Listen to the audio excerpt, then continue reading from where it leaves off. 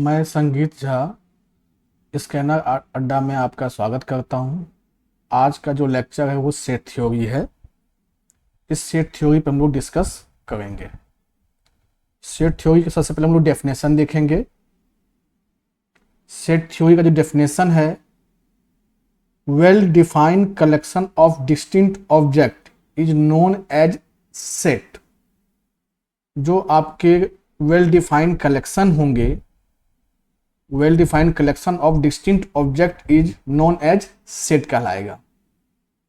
इसमें एक वर्ड है वही जो मुझे समझना है, well defined collection. Well defined collection क्या होता है इसके बारे में हमें समझना है। तो वेल डिफाइंड कलेक्शन को हमने टू पार्ट्स में डिवाइड किया है। एक पार्ट आपका डिस्टिंक्ट है, सेकेंड पार्ट आपका डिस्टिंक्टिबिलिटी है। डिस्टिंक्ट का मतलब डिफरेंट और इसका मतलब होता है कंपैरिजन, हम कंपेयर कर सकें। कोई भी अगर स्टेटमेंट होगा उसको हम लोग कंपेयर कर सकें, तो ये दोनों जब अप्लाई हो जाएंगे तो वो वेल डिफाइन हो जाएगा। और जब वो वेल डिफाइन हो जाएगा तो हम उसको क्या कहेंगे, सेट कहेंगे। और सबसे सिंपल सा जो बातें आती है कि सबका आंसर सेम हो। हम किसी से भी कुछ आंसर पूछेंगे तो आंसर सब सेम बताएगा, किसी का आंसर गड़बड़ नहीं आएगा, मतलब अलग नहीं आएगा। जैसे हम एग्जाम्पल करें, आपसे एग्जाम्पल की बात करें, alphabet of vowel, English alphabet of vowel, सबका आंसर क्या आएगा, ए ई आई ओ यू। इवन नंबर बोल देंगे तब लोग क्या बताएंगे, 2 4 6 8 10। डिविजिबल बाय 7 कह देगा आपसे तो 7 14 21। ये क्या है, आपके सेट हैं। क्यों, देखिए ये डिस्टिंक्ट भी है और इसको आपस में हम कंपेयर भी कर सकते हैं, मतलब ये डिस्टिंक्टिबिलिटी भी है। तो ये आपका डेफिनेशन है वेल डिफाइन का, और मैंने सेट बता दिया आपको। अब हम लोग कुछ एग्जाम्पल लेके चलते हैं। जैसे फर्स्ट एग्जाम्पल आपका है, collection of all beautiful personalities of 100 people at dinner party. अब देखिए इस ब्यूटीफुल में आप कंपेयर नहीं कर सकते हैं, यहां पे ये क्या है, डिस्टिंक्टिबिलिटी नहीं है, तो इसलिए ये क्या आपका नॉट सेट हो गया, ये सेट नहीं है। देखिए collection of intelligent student in A class, ये भी आपका डिस्टिंक्टिबिलिटी नहीं, इसमें हम कंपेयर नहीं कर सकते कौन इंटेलिजेंट है, तो ये भी क्या आपका यहां से नॉट सेट हो गया। Collection of all security guard of a company which are tall, अब इसमें भी हम लोग कंपेयर नहीं कर पाएंगे, तो ये भी क्या हो गया आपका नॉट सेट हो गया। Collection of all security guard in company having more than 150 centimetre, अब यहां पे क्लियर है मोर देन 150 सेंटीमीटर, यहां पे हम कंपेयर भी कर सकते हैं और डिस्टिंक्ट भी है, तो ये आपका सेट है। Collection of all student a class having more than 60 marks in previous class, ये भी क्या आपका डिस्टिंक्ट भी है और डिस्टिंक्टिबिलिटी भी है, तो ये अभी आपका सेट है। 5 coins of ₹1 printed in different year, जो सिक्के होंगे उसमें डिफरेंट ईयर लिखे रहेंगे, तो यहां पे डिस्टिंक्ट भी है और डिस्टिंक्टिबिलिटी भी है, ये 2005 का, ये 2006 का है, तो ये भी आपका सेट है। तो ये आपके सेट के हमने सम एग्जाम्पल लेके आपको समझाया। अब हम लोग आते हैं सम इंपॉर्टेंट रूल्स पर सेट के, जिस पे हम लोग बात करेंगे। सेट में सबसे पहली बात आप लोग सुनिएगा कि सेट के एलिमेंट रिपीट नहीं होते। जैसे हमारे पास एलिमेंट है 1 2 1 2 1 2, एक्चुअल में ये सेट क्या है आपका 1 and 2। कोई भी एलिमेंट रिपीट करेगा तो उसको हम 1 टाइम्स लिखेंगे, जैसे 2 3 4, फिर 2 3 4 है, इसको भी आंसर में हम लोग 2 3 4 लिखेंगे। इलाहाबाद वर्ड है, इसको भी हम लोग क्या रिप्रेजेंट करेंगे, ALHBD, इस तरह हम लोग रिप्रेजेंट करेंगे। क्योंकि देखिए ए आपके 4 टाइम्स हैं तो उसको हम 1 टाइम्स ही लिखेंगे। एक रूल तो आपका ये हो गया कि एलिमेंट्स रिपीट नहीं करेगा। सेकेंड जो रूल्स है कि इसके जैसे सेट मैंने 1 2 3 ले लिया, सेट 2 3 1 ले लिया, सेट 3 1 2 ले लिया, ये सारे सेट क्या है आपस में इक्वल है, मतलब उसके ऑर्डर को चेंज कर देंगे तो सेट में कोई चेंजिंग नहीं होगा। तो ये आपके इंपॉर्टेंट रूल्स में आ गए। अब इंपॉर्टेंट रूल्स में देखिए हम एक बात और करेंगे यहां पे, जैसे अब आपने देखा जैसे कोई सेट हमने ले लिया, set A I E O U, ये सेट मैंने ए ले लिया आपसे। अब देखिए इन सब को हम लोग क्या बोलेंगे, एलिमेंट्स। ये सब जो है AIEOU है, इसको हम नाम देंगे क्या, एलिमेंट्स। और इसको हम जो रिप्रेजेंट करते हैं इस तरह, जैसे A belongs to capital A, I belongs to capital E, जैसे हम क्या लिख दें K बिलोंग्स टू A, नहीं बिलोंग कर रहा है ना तो डज नॉट बिलोंग लग जाएगा, ये बिलोंग नहीं कर रहा है। तो ये चीजें आप ध्यान रखिएगा, जो ये आपके बिलोंग्स टू हैं, ये जो बिलोंग्स टू हैं, इसकी मीनिंग यही है कि इधर एलिमेंट लिखाएगा और इधर आपका सेट लिखाएगा, एकदम क्लियर है। तो हम इसको अगर नहीं ऐसा है तो डज नॉट बिलोंग हो जाएगा।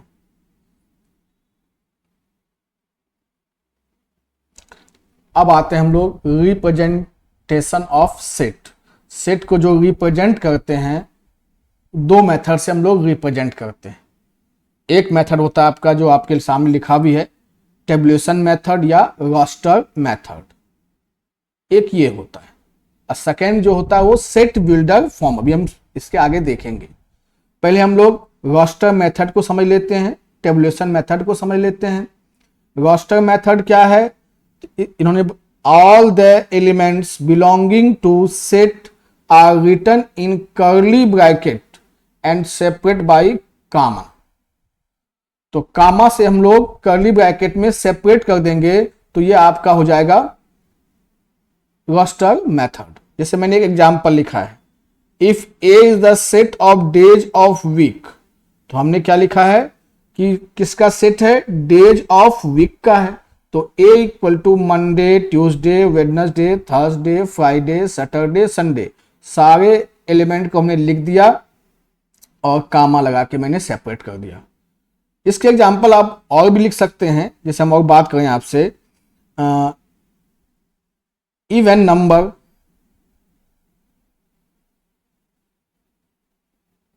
इवन नंबर, तो इवन नंबर क्या लिखेंगे आप लोग, 2 4 6 8 10 डॉट डॉट डॉट। और हम लोग जैसे इसको मैथमेटिकल में लिखेंगे, x such that x equal to 1 upon n belongs to natural number. तो ये तो आपका, इसको हमें रोस्टर फॉर्म में चेंज करना है। जैसे इसको हम सेट ए नाम दे दें तो सेट ए इक्वल टू क्या लिखेंगे, 1 1 अपॉन 2 1 अपॉन 3 1 अपॉन 4 डॉट डॉट डॉट। अब एक इक्वेशन जैसे हम लिख दिए, x square minus 5x plus 6 equal to 0। इसके जो रूट्स हैं वो क्या रिप्रेजेंट कर रहे हैं, सेट रिप्रेजेंट कर रहा है। तो इसके रूट्स क्या हो जाएंगे, x minus 2 x minus 3 equal to 0, तो x equal to 2 x equal to 3। तो यहां से सेट क्या मिल गया आपको, 2 कामा 3। हमने 2 और 3 को कर्ली ब्रैकेट में कामा लगा के सेपरेट कर दिया। ये हो गया आपका रोस्टर मेथड। रोस्टर मेथड के बाद हम लोग आएंगे set builder method. Set builder method में क्या करते हैं कि जितने भी एलिमेंट्स होते हैं उसको किसी भी रूल से उसको हम लोग पहले तो उसको सपोज कर लेते हैं यक्स सपोज कर लिया, उसके बाद हम लोग जो उसको किसी रूल के अकॉर्डिंग लिख देते हैं। जैसे मैंने यहां पे लिखा भी है, in this method we use that definition which satisfied by the all element of set। जैसे हमारे पास सेट क्या है, ए ई आई ओ यू, तो इसको हम लोग पूरे को यक्स सपोज कर लेंगे। अब ये यक्स क्या है, अल्फाबेट ऑफ वॉवेल है, वॉवेल्स ऑफ अल्फाबेट है, तो क्या लिखेंगे, ए इक्वल टू इस x such that x is vowels of alphabet. ऐसे हम बहुत सारे एग्जाम्पल यहां पे लिख सकते हैं। Set A equal to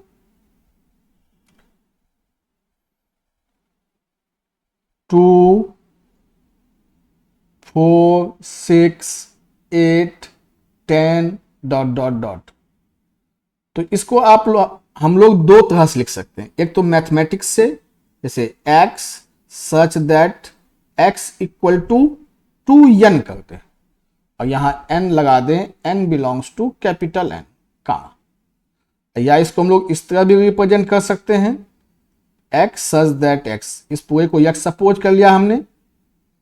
x क्या है, x such that x is even number.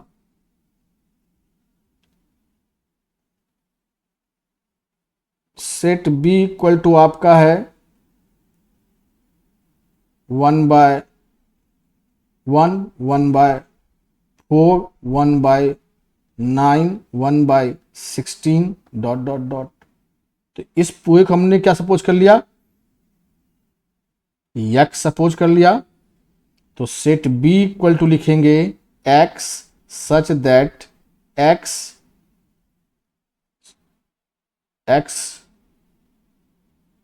Equal to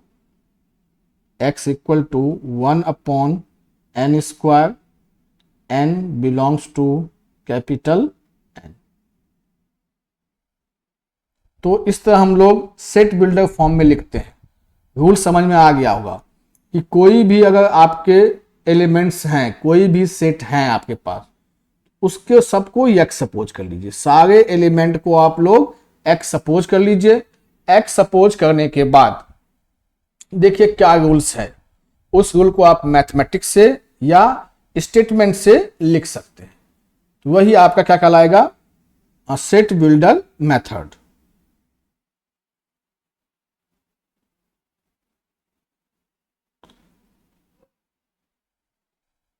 अब हम लोग आएंगे टाइप्स ऑफ सेट पर। तो आपने डेफिनेशन ऑफ सेट समझ में आ गया और उसका इंपॉर्टेंट रूल समझ में आ गया। अब हम लोग थर्ड पढ़े, उसका रिप्रेजेंट करने के मेथड, रास्टर मेथड और सेट बिल्डर मेथड। अब उन दोनों मेथड के बाद हम लोग अब पढ़ेंगे types of set. Types of set में सबसे इंटरेस्टिंग है नल सेट, नल या वाइड सेट। तो नल या वाइड सेट क्या होता है, जिसमें एक भी एलिमेंट ना हो। जैसे मैंने यहां डेफिनेशन लिखा भी है, a set having no element called as null set and it is denoted by phi या कर्ली ब्रैकेट। इसको जो हम लोग डिनोट करते हैं, इस तरह फाई से डिनोट करते हैं या कर्ली ब्रैकेट से डिनोट करते हैं। जैसे मैं एक एग्जांपल लिख रहा हूं, set A equal to x such that x square plus 1 equal to 0 और हैज रियल रूट्स। देखिए अगर हम x square plus 1 equal to 0 करेंगे तो x स्क्वायर इक्वल टू 1 आएगा, x स्क्वायर -1 हो जाएगा और अंडर रूट -1 रियल नहीं होता है, ये नॉट रियल है। इसमें कोई भी एलिमेंट नहीं होगा। जब इसमें कोई भी एलिमेंट नहीं होगा, इसके लिए इसका आंसर क्या हो जाएगा, 5। या इसको हम लोग ऐसे कर्ली ब्रैकेट में भी रिप्रेजेंट कर सकते हैं। जैसे मैंने एक एग्जांपल और आपको दिया है, set of even prime number less than 2। Even prime number सिर्फ एक ही होता है, 2 होता है, और 2 से लेस कोई इवन प्राइम नंबर है नहीं, इसलिए इसका आंसर क्या हो जाएगा 5 या करली ब्रैकेट।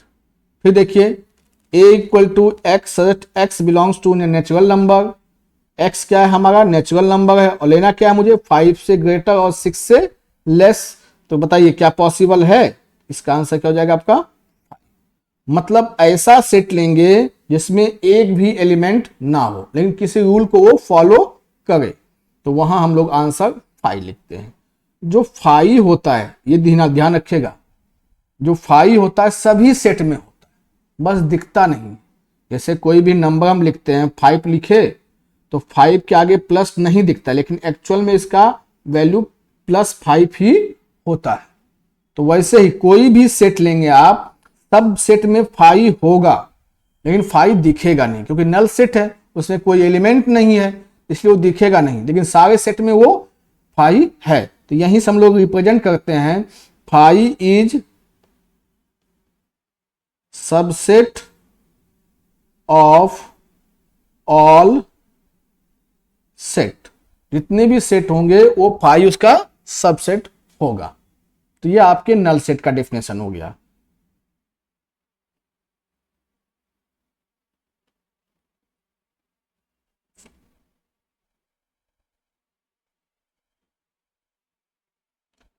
अब और थोड़ा समझ लीजिए नल सेट के बारे में।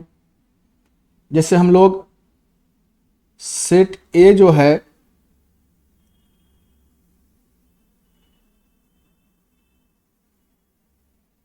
सेट ए है आपका x² + x + 1 = 0, और इसके रूट्स हमें फाइंड आउट करने हैं। कौन से रूट्स फाइंड आउट करना है, रियल। यहां से हम जब d निकालेंगे तो d आपका <0 आएगा। d <0 आने का मतलब है इसका no real roots, no real roots. और जब रियल रूट्स नहीं होंगे इसके, तो इसका आंसर क्या आ जाएगा 5। और ये ऑलवेज जो x² + x + 1 होता है वो ऑलवेज क्या होता है, <0 होता है when x belongs to r। तो इम्पटी सेट यही है बस, कि कोई एलिमेंट नहीं होगा तो वो आपका इम्पटी सेट हो जाएगा। अब आते हैं हम लोग फाइनाइट सेट और इनफाइनाइट सेट। थोड़ा ध्यान समझिएगा इसमें। फाइनाइट सेट क्या होता है, काउंटेबल होता है, और इनफाइनाइट सेट क्या होता है, अनकाउंटेबल होता है। जैसे अभी हमने बताया आपको नेचुरल नंबर 1 2 3 4 ... ये क्या है आपका इनफाइनाइट सेट है, ये काउंटेबल नहीं है। इवन नंबर ये भी क्या आपका अनकाउंटेबल है, आपका इनफाइनाइट सेट है। फाइनाइट सेट में क्या होता है, एलिमेंट्स काउंटेबल होते हैं। जैसे vowels of alphabet A E I O U, ये आपके, जैसे मैंने एक सेट लिखा हूं आप लोगों के लिए एग्जाम्पल, जो पेपर में पूछा जा रहा है, सेट A = 1 1 1, ये क्या है, फाइनाइट सेट है कि इनफाइनाइट सेट है। एक्चुअल में इसका आंसर क्या लिखेंगे 1, तो ये किस में आ जाएगा आपका फाइनाइट सेट में। एक एग्जांपल और ले लेते हैं हम लोग 1 2 1 2 1 2 ... देखने में क्या लग रहा है, ये इनफाइनाइट की तरह दिख रहा है, लेकिन एक्चुअल में इसका आंसर क्या होता है 1 2, तो ये क्या कहलाएगा आपका फाइनाइट सेट। तो ये तो नाम से क्लियर है, फाइनाइट और इनफाइनाइट सेट। अब आते हैं किस पे हम लोग, सिंगलटन सेट पर। ये भी नाम से क्लियर है, जिसके पास एक एलिमेंट होगा वो सिंगलटन सेट होगा। एग्जाम्पल, सबसे famous example, x such that x is even prime number, x such that x is even prime number, तो सिर्फ एक है आपके पास, वो 2 है। तो ये सिंगलटन सेट का डेफिनेशन हो गया। मतलब ऐसे एलिमेंट, जैसे हम यहाँ पे और कोई भी एग्जांपल ले लीजिए, सिर्फ मुझे एक ही एलिमेंट मिले, जैसे ये भी ले सकते हैं हम लोग, x square minus 4 equal to x plus 1 square equal to 0।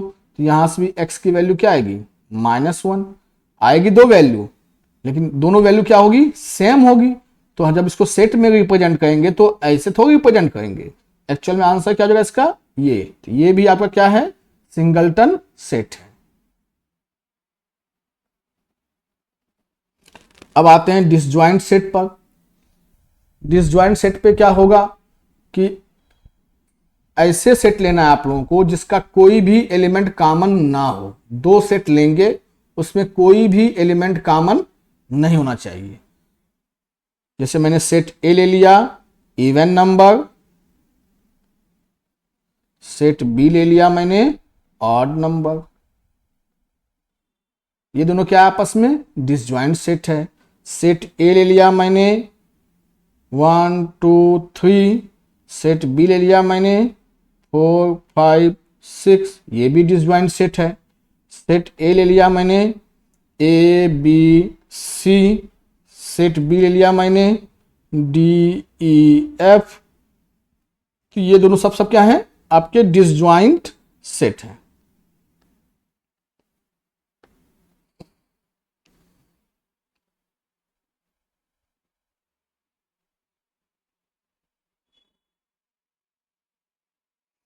अब आते हैं ज्वाइंट सेट पर। ज्वाइंट सेट में क्या होता है, एटलीस्ट 1 एलिमेंट कॉमन होना चाहिए। कम से कम एक एलिमेंट क्या होना चाहिए, आपका कॉमन होना चाहिए। जैसे हम सेट ए ले लेते हैं 2 3 4 5, सेट बी ले लेते हैं 5 4 6 7 8। ये दोनों क्या है, आपके ज्वाइंट सेट है। सेट ए ले लेते हैं हम लोग A B C, set B ले लेते हैं हम लोग डी ई ए। तो ये भी क्या है, आपका ज्वाइंट सेट है। मतलब एटलीस्ट 1 एलिमेंट कॉमन होना चाहिए, तो वो आपका ज्वाइंट सेट हो जाएगा। अब देखिए एक वर्ड आता है बस इसमें, कार्डिनल नंबर। मतलब आपको ये देखना है कि कोई सेट है, उसमें कितने नंबर ऑफ एलिमेंट हैं, उसी को रिप्रेजेंट करता है। जैसे सेट ए है, ए ई आई ओ यू है, तो कितने एलिमेंट है इसमें, 5। तो ये हो गया। कोई भी सेट ले लीजिए 2 4 6 8 10, इसका नंबर ऑफ कार्डिनलिटी पूछेगा 2 2 4 5 हो जाएगा। मतलब number of element, set A equal to 1 3 5 7 9 11 13 14 15। ये देखिए कितने एलिमेंट हैं, 1 2 3 4 5 6 7 8। तो नंबर ऑफ एलिमेंट कितने हो गए इसके, 8। यही कार्डिनल नंबर है, और इसमें कुछ जानना तो है नहीं।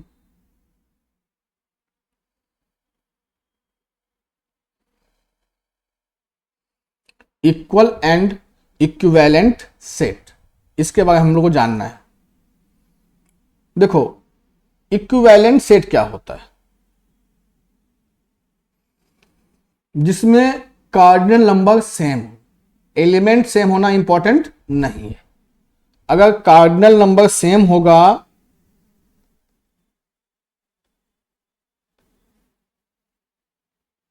उसे हम इक्विवेलेंट सेट कहेंगे।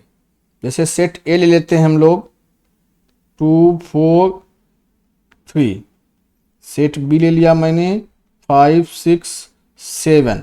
तो number of A 3 element, number of B 3 element. तो ए और बी क्या है आपका इक्विवेलेंट सेट है। ए और बी क्या आपका इक्विवेलेंट सेट है। इक्वल सेट में क्या होता है, कार्डिनल नंबर भी सेम हो और एलिमेंट भी सेम हो। Cardinal number equal and elements also equal. Cardinal number भी इक्वल हो और एलिमेंट्स भी क्या हो आपस में इक्वल हो। जैसे सेट ए ले लिया आपने 1 2 3, सेट बी ले लीजिए आप 1 2 3, तो set A equal to set B है। हाँ, इसके प्लेस चेंज करने से कोई मतलब नहीं। जैसे सेट हम ए ले लेते हैं 6 2 4 और सेट बी ले लिया मैंने 2 4 6, तो ये भी क्या है आपस में इक्वल सेट हैं, इक्वल सेट है। ये दोनों आपस में इक्वल हैं, बस प्लेस डिफरेंस होने से सेट में कोई चेंजिंग नहीं आती है। मैंने आपको रूल समझाया ही।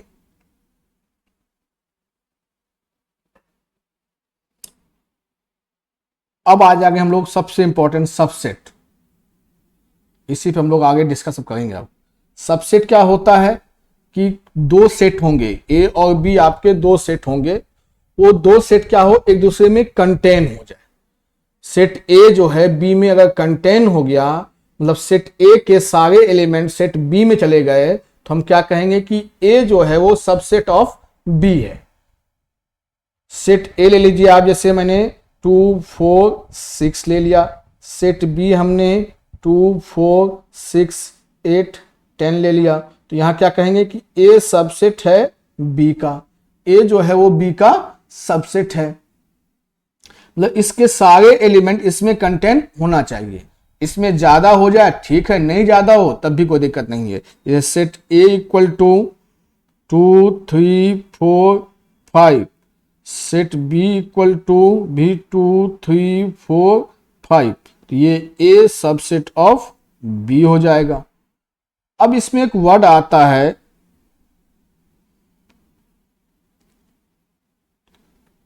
सुपरसेट।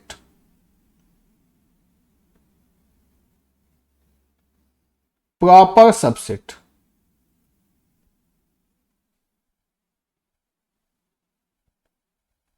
सुपरसेट और हम प्रॉपर सबसेट की बात करते हैं, बस नाम का ही है, बस ये पढ़ना आना चाहिए, मतलब किस तरह पढ़ेंगे इसको।